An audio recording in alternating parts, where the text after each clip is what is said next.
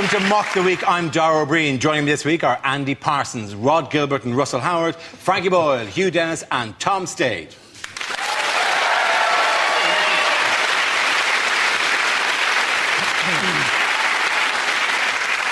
We start with a round called Headliners. Here's a picture of Gordon Brown, but what does BLSC stand for? Is it Brown Lifts See-Through Cucumber? Is it Bungle Loses Showbiz Costume?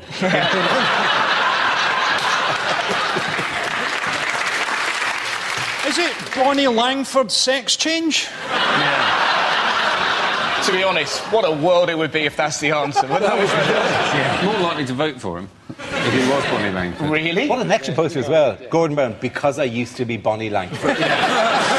If you don't vote for me, I'll scream and scream and scream. Has he just been asked to describe himself and he's gone, balls like swinging coconuts? Has he just been asked to describe himself and he's gone, bad leader, shocking chancellor? Yeah. We're having it tonight. Is it Brown Levitates Scared Child? The one that's just out of shot. Has it got nothing to do with Gordon Brown? Is it Berlusconi's lover, 17? We all know you spell with a K. Yeah. Also, I love the idea that maybe you've just done that and there's a horse at home watching going... Yeah. Sugar cubes? Sugar cubes? Yeah, oh, yeah. Is he screaming, bring laxatives, situation's critical?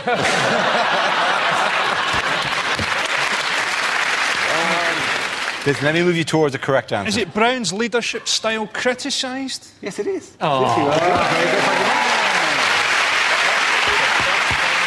Yes, the answer I was looking for was Brown's leadership style criticised. This is the news that Gordon Brown has come under renewed criticism this week for his style of leadership. He was compared by one Labour MP to a mafia boss. In what way is he possibly like a mafia boss? Well, we know for one way he's not, is he? Because let's face it, if he said to the public, I'll make you an offer you can't refuse, everybody would still go, no. Is it a case of mistaken identity where somebody thought they woke up next to a horse's head, but what they'd actually done was just fallen asleep in a cabinet meeting next to Margaret Beckett? Caroline Flint basically got sacked by Brown and then said that the entire cabinet was really laddish. And you're like, what, Miliband and Alistair Darling? Watch out, we're going to Ayia Napa. He said that Brown was scary and had an intimidating side. Yeah. And you think, well, why doesn't he show that? Anyway, why doesn't he intimidate Al-Qaeda? Why doesn't he intimidate David Cameron? Why is it that the personality he chooses to present to the world is of an old woman's cushion that's been left out in the back garden for cats to piss on? Gordon Brown is so devoid of any life that if he was a cartoon character, this is the stage where they'd be drafting in a sidekick. Is anyone else sort of puzzled that Gordon Brown's nephew's in the cabinet and that he's a raccoon? To be honest, though, Frankie might have hit upon something genius there because... Really? Listen. Because the Labour Party basically need a new frontman.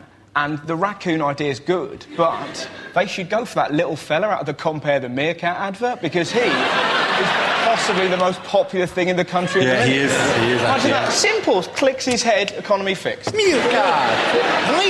Why is he Russian? Why is the meerkat Russian? I've never understood that. Was he dressed up in a stately home? These are questions... It's never been made clear to me. You're making the mistake of imagining that we need something popular to defeat Gordon Brown. You know, you don't need a meerkat. Herpes would beat Gordon. Let's be honest. You mean more as a psychic? I don't think herpes would make a good psychic, though. I'm Gordon Brown, and here's my psychic. Yeah, you can see it manifest itself on the corner of my mouth. They said, haven't they? They said he needs to tone down his dark side. Yes. They appear to have confused him with Darth Vader. But maybe they're right. Maybe it's going to turn out, in fact, David Cameron is, in fact, Gordon Brown's son. We broke it first. I'd love if that happened. Because Cameron, by the way, Cameron, big fan of the show, by the way. I met Cameron during the week in BBC Radio 2, just in the corridor, and he went, hello, and I went, hello, and he went, oh, yeah, Mock the Week, very good. That Boyle chap. Because he did he keeps on mean by having that, a do you go. think? I don't know. We just kind of went, because we both like, I have nothing more to add. You sure it wasn't just on his hit list to MI5, that Boyle chap? Make it look like an accident. This was a criticism made by female Labour MPs, wasn't it? That because they're not been put in the new cabinet. Who wants to be put in Gordon Brown's cabinet? That's like being handed a set of pilot goggles by Emperor Hirohito.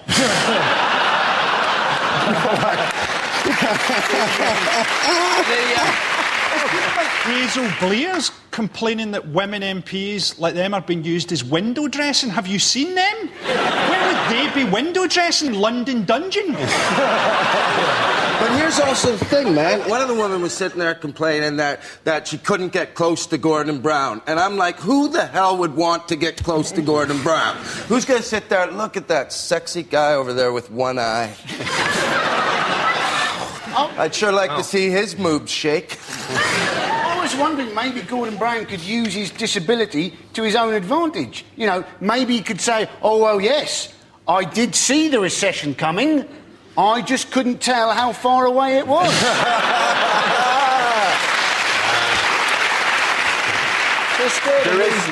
There is a Patricia Hewitt, in possibly the same interview, possibly two interviews during the week, said that the cabinet was both laddish and also very Presbyterian. And there's literally no way in which you can be both laddish and very Presbyterian. I like fast cars and loose women, but not on the Sabbath.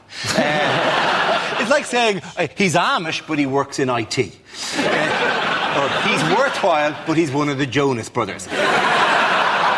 Where was Gordon Brown at the weekend? Oh, he was in Italy for the G8. He was indeed. Which is not to be confused with the G20, which is the group of 19 industrial nations and the EU, or the G45, which is a group of hypoallergenic countries. It was fantastic to see Gordon Brown looking incredibly uncomfortable as he met Berlusconi. Berlusconi's sort of like an old-style fixer. You want pussy, Brown? You want some blow? You want blow? No, I'm just here to talk about trade. You want a boy? I get you a boy, Brown. I get you a girl. I get you a boy, girl. 4 arms, 4 legs. It's like making love to a man spider.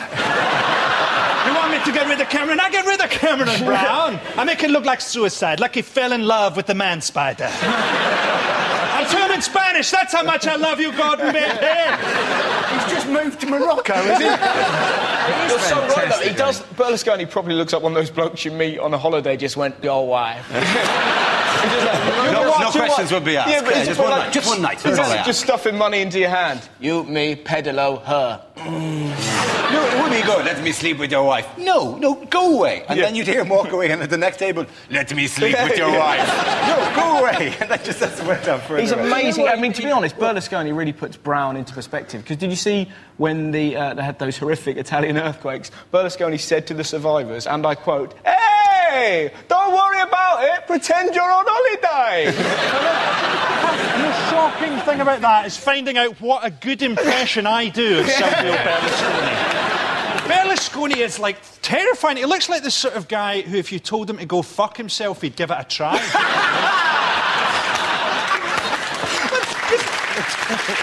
To offer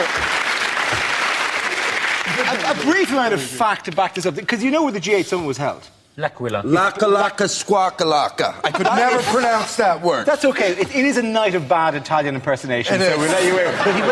But it's called L'Aquila. Yeah. It's where the earthquake was, and he took them there. It's very symbolic and all that. But nonetheless, even that place, he visited at the time of the earthquake, and went up to one of the doctors, put his arm around it when she was dealing with the situation, and said, "I wouldn't mind being resuscitated by you." Right? During the actual visit, they thought there was an aftershock during the visit, but it was just his headboard banging furiously.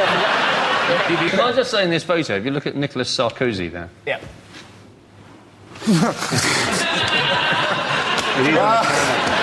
I'm just taking a break, man. Just taking a break to do this show. Brown just looks like his polygrips come undone. It's like he swallowed his bottom lip. It looks like the world's first conjoined quintuplets on their epic Everest climb. That's what it is. Mind you, There was one interesting controversy during the G8, and not a particularly serious one. But what happened during the photo call? Oh, was this the thing where they were supposed to be checking out a woman's arse? That is exactly it, yeah. I mean, this is how much the world's press went. Yeah, there's Obama checking the booty of a 16-year-old Brazilian delegate. No, that's a 16-year-old Brazilian, but she's also Berlusconi's Minister of Defence. Just to be fair, by the way, to Obama, it is just... there's a million photographs taken that they get one that looks a little bit like he was. Unlike, say, this photograph, in which he's very definitely checking it out. Looks like somebody's turned Berlusconi off at the back there.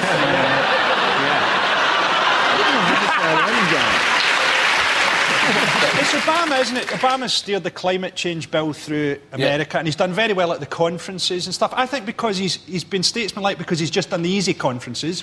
What I want to see is Obama having a huge fallout with the religious leaders of Tibet, so that I can see the headline, Obama Lama Ding Dong. The end of that round, before I go to Frankie, Hugh and Tom. Now we play a round called Loose Men. This game involves Andy, Rod, Tom and Russell. So if you could make your way to the performance area, please. This is where we test our performance stand-up skills. We spin our news generator, it settles on a topic, and anyone can volunteer jokes about the chosen subject. The winners and the people I judge should produce the funniest stuff. OK, here we go. Let's spin the wheel. The first subject is credit crunch. Who wants to come in on that? Andy Parsons.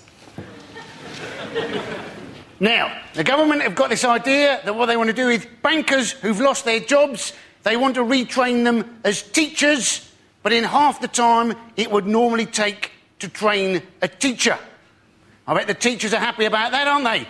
Hey, these people were crap at banking. The chances are they're also going to be crap at teaching, and they'll be even crapper if they're trying to train them in half the time it would normally take. Yeah, these people, right, surely it'd be better to retrain them as bankers. That is what they were crap Well done, Andy Parsons. OK, let's spin the wheel again. The subject is eating out. Who wants to talk about that? Rod. I ate out the other day.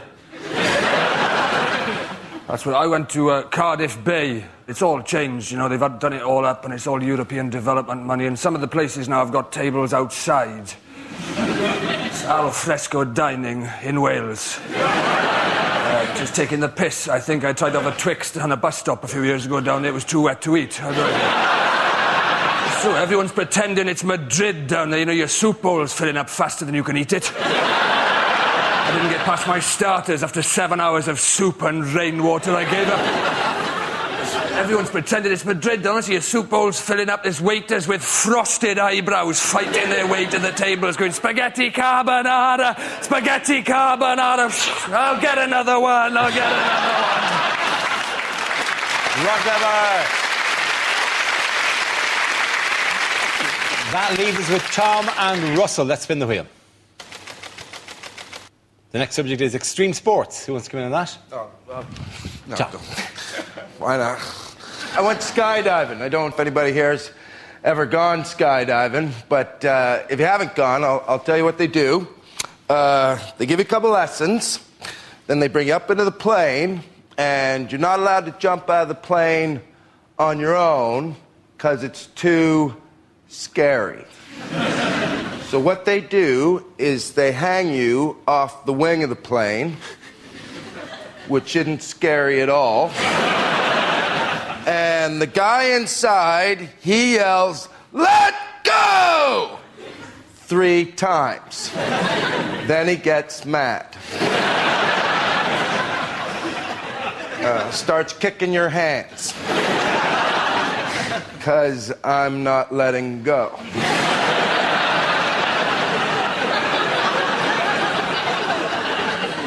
We all skydive different. I skydive with a big plane in my hand.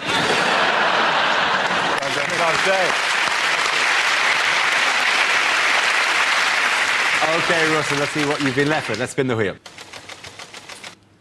Topic is families. Well, families are quite peculiar. Mine are wonderful. I went to Brighton the other day, and my uncle was like, watch out, it's full of gays, and they'll get you. They'll get me. They're gays, they're not ninjas. Not gonna... I'm so glad that I was raised by lunatics. I remember one of the weirdest stories I had happen to me when I was little. I was 8 years old. I was in Lanzarote. I just put some rubbish in a bin. I came around a corner and I was confronted by 2 werewolves, right? Turned out it wasn't werewolves, it was my mum and dad. Ah, ha, ha, isn't it hilarious? Not really, I've shat myself, right? But I've only recently found out they did not buy the wolf masks in Lanzarote. They bought them in England, which is beautiful and chilling at the same time. Look what I've got, David. Couple of wolf masks. You know, don't like wolves, don't you? Captain Shitterbrick next door. Well, let's put them on now, scare him. Can I hold you just there, David? Can I wait until we're in a foreign country, get him really out of his comfort zone, and then properly shit him out? Families. Well done, Russell. Point it in and go to Rod and Tom. Our next round is called If This Is the Answer, What Is the Question? On the board are 6 categories. Rod, which category would you like? The media, please. Right, the media, OK. The answer is 1 million. What is the question? How many Asian children are Brad and Angelina planning to adopt? Is it, how many times could I punch Adrian Chiles in the face without making him uglier? Is it in a poll of 1 million people? How many people hate Cristiano Ronaldo? Is it... Yes, clearly neither he nor his mother were in the poll then. No. Is it how many men will take their kids to watch Harry Potter this week simply to see how Hermione's getting along?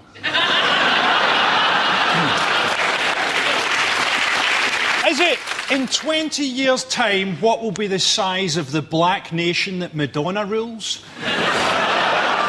Is it, how many nectar points do you need to get a set of tumblers? How much of the money that Amy Winehouse made from the song Tried to Make Me Go to Rehab has she spent on rehab? Is it by what percentage would the situation in the Middle East be improved if we gave George Bush to the Taliban?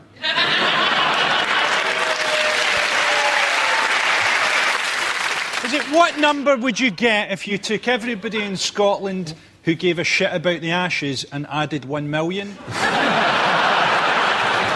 Is it the number? It's something to do with the phone tapping thing. It is something to do with the phone tapping, yeah. Is it the number of conversations of John Prescott's they had to listen to before they got one without the words party bucket in it?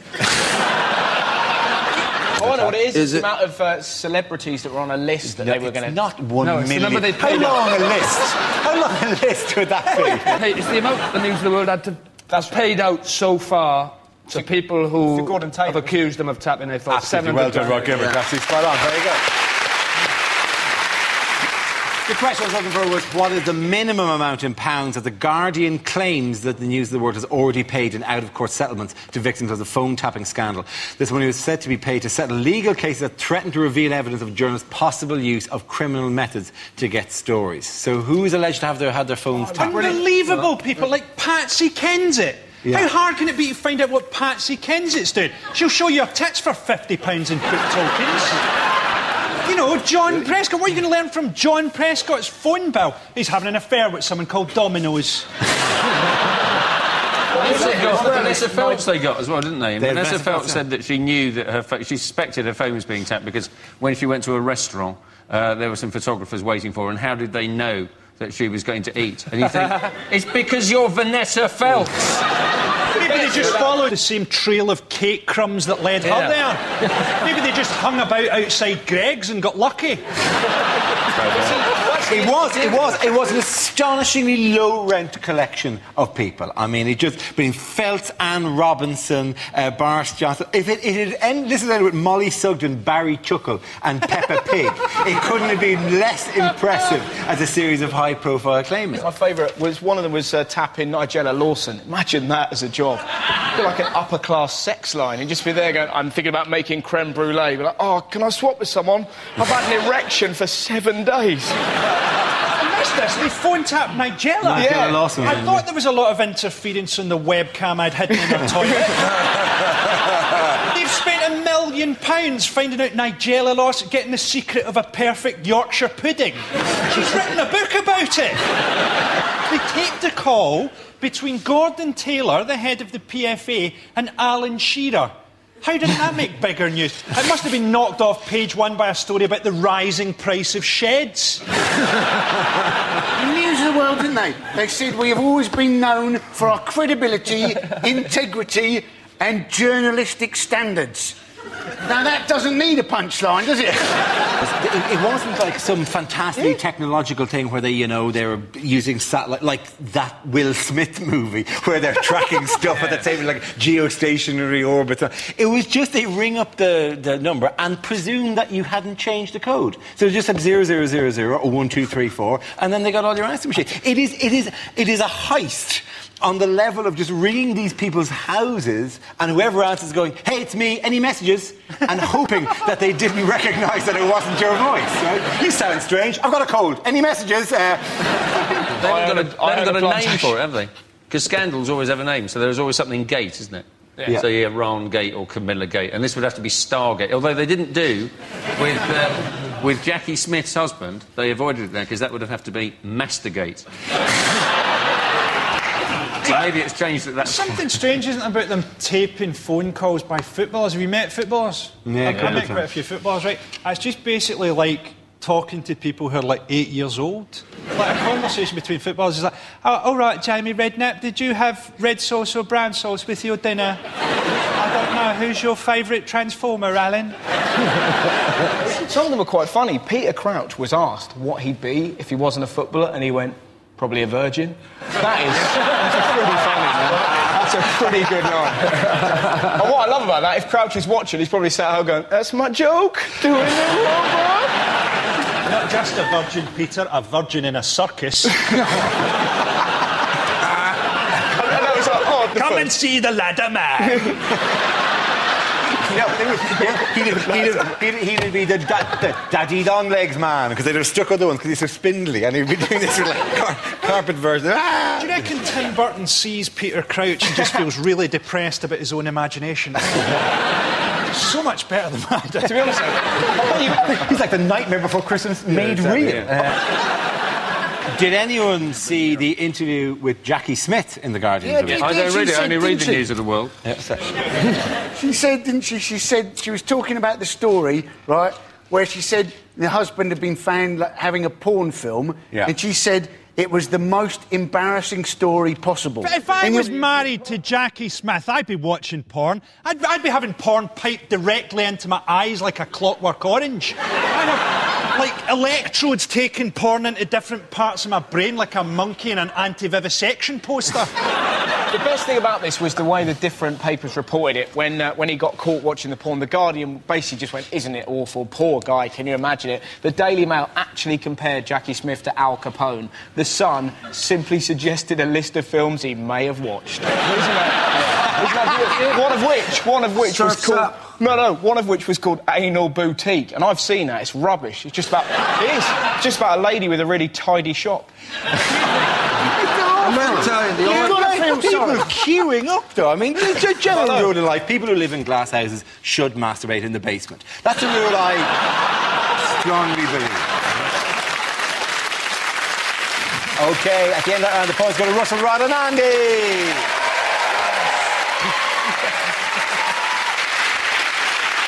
Now we come to our final quickfire round called Scenes We'd Like to See. This is for everyone, so if you can make your way over to the performance area, please. I call ideas for scenarios we'd love to see, and the performers come in with their suggestions. OK, here we go. The first subject is unlikely things to hear on a survival show. I was first taught to eat in the bush by a French girl I went out with at university. To get the fish, break the ice, jump the checkout, and run! Not only is this lake good for fish, but we can also put a body in it. Using excrement, mud and twigs, they've made primitive bedding here at the Premier Travel Lodge. I'm in the Congo. Let's settle this once and for all. Do you boys like umbungo?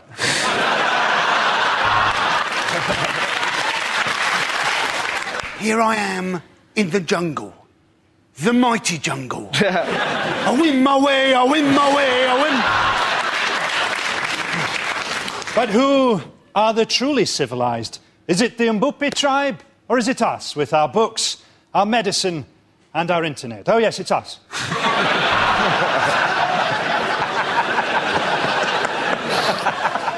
Of course, food is a scarce and valuable resource to these tribespeople.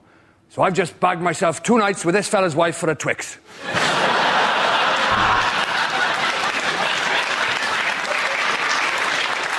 You know, Ant and Dec think that their jungle's pretty tough. Well, they joined me today. There was no food, so I ate them. The villagers get up early and walk 5 miles to fetch clean water every day, which begs the question, why not move the village closer?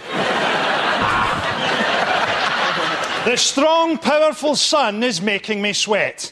Oh, shit, here comes his dad.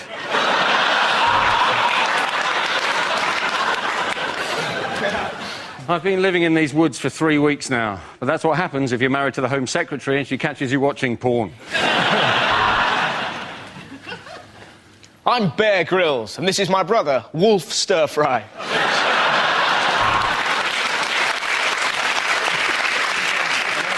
I've just achieved my life's ambition of climbing Everest with no food and no equipment. Now do you love me, Daddy? OK, the next topic is unlikely things to read on a packet.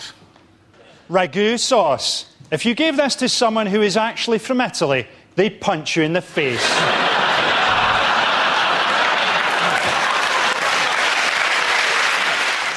To open, push down tab, break tab, swear repeatedly, stab with a pair of scissors! Serves 4, you greedy bastard. Now put some of that back.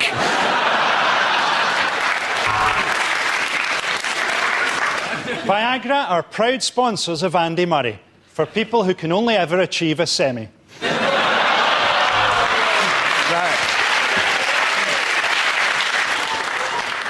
Bag may also be used for autoerotic asphyxiation. Fair trade coffee. If you don't like it, you're racist.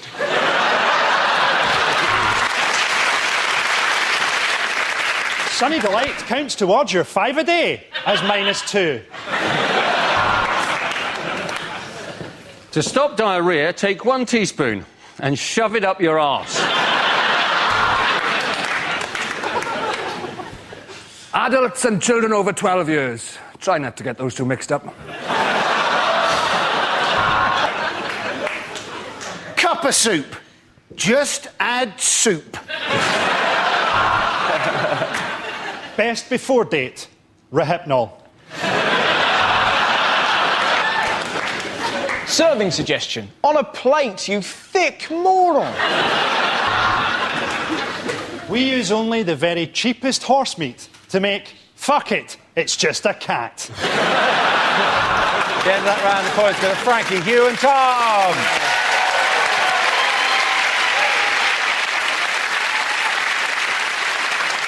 That is the end of the show. This week's winners are Frankie Boyle, Hugh Dennis and Tom Stade. Commiserations to Andy Parsons, Rod Gilbert and Russell Howard. Thank you for watching. I'm Dara Breen. Good night.